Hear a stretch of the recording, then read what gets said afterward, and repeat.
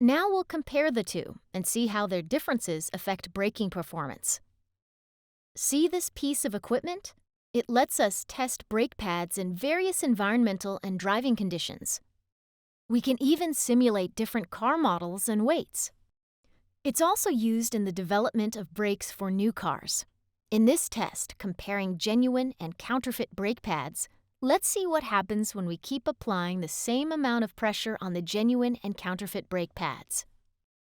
For the first test, we'll be suddenly braking from 50 kilometers per hour, one of the most common driving speeds.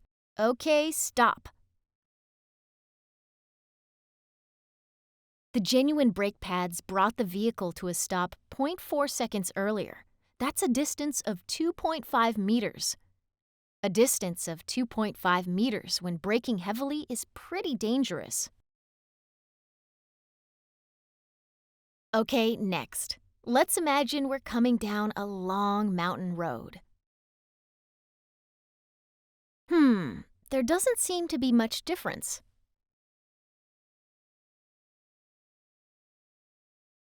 Wait a second.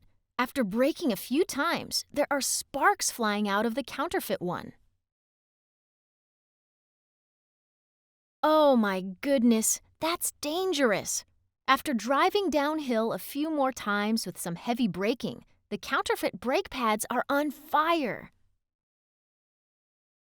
The rubber components are burning because of the heat.